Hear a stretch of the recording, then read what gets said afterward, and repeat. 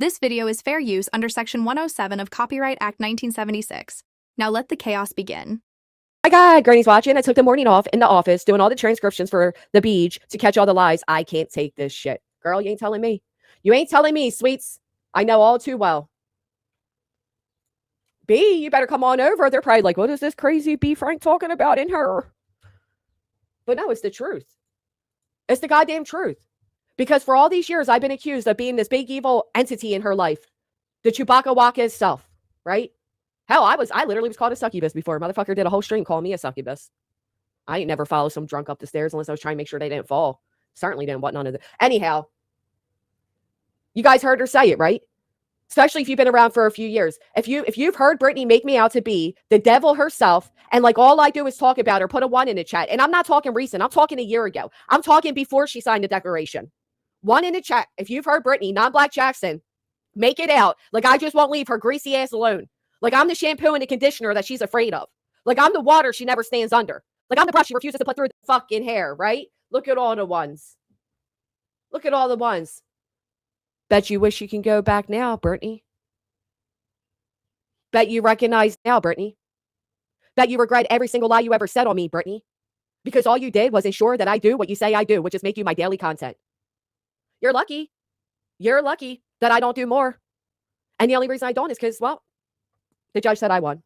And you know what else I noticed? Anybody else notice this? Brittany was he-ing, and almost Michael Jackson, ha-ha, all the way up until the gavel came down, right? Brittany was sitting up there bragging to motherfuckers. We got Bruce Castor, former attorney for the president. Donald Trump has 1,000 fucking attorneys in every gosh damn state. You should have looked further into that before you use that as a flex, because Bruce Castor's the one that Donald Trump was literally screaming at his TV in Mar-a-Lago over. He wasn't proud of Philadelphia guy. He was mortified. He said, why the hell is he licking the ass of the competition here? He was shamed out of office. He was shamed out of representing Trump. And he's shamed right now for everything he participated in with the frauds like you. But she was sitting up there nightly.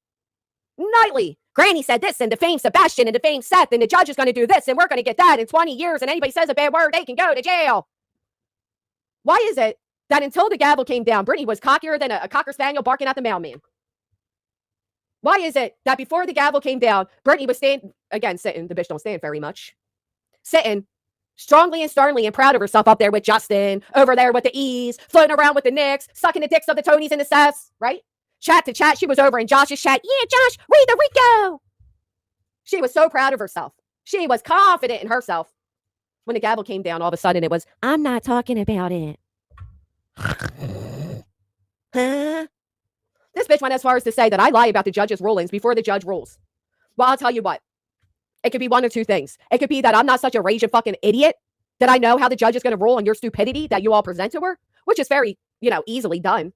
Hell, who can't guess what the outcome of that's going to be? Or it could be that you're just so late to know what the judge's ruling is that you assume I'm some what are they called? And I guess everything that the judge is going to rule. I guess it right down to a T, she says. Granny lies about the judge's ruling until the judge rules. And the judge says exactly what Granny said, but yet, no, the fact of the matter is the moment the judge rules, my attorney calls me because he's a great ass fucking attorney and he's a paid motherfucker, unlike yours. So I know the judge's rulings the minute she rules. Or I'm just an amazing psychic, or I'm just a human with a lick of sense that understands how a judge is going to rule when you put in something so ludicrous as, they recorded the live stream, they recorded the court hearing. You rejects. Yeah, I couldn't think I almost said psycho, and we all know I'm psycho, so I had to stop myself there. And a lot of you say, well, Granny, you're obsessed. You come on here raging. Yeah, because for a lot of you, you can listen to these lies, you can highlight them, you can point them out, and you can go about your day. For me, these lies have cost me an ungodly amount of money. More than most of you make in a year. More than most of us make in a year. That's what her lies have done for me. That's not including court appearances. That's not including sitting and speaking with a lawyer. That's not including signing documents. It's not including the time. It's not including the emotional and the stress. Just financially, what this has cost me. So for all of you that say, well, you're obsessed and you're so angry. Yeah, I am. I'm fucking angry. I'm hurt. I'm infuriated. I'm raged. I'm all the words in the world. And I never once said, let me make this very fucking clear. I never once said that Brittany is the reason I landed in the hospital. What I said, and it is very well known, especially if you're an Ivy League nurse or just an RN, that a lot of times the medical condition I had is started by stress.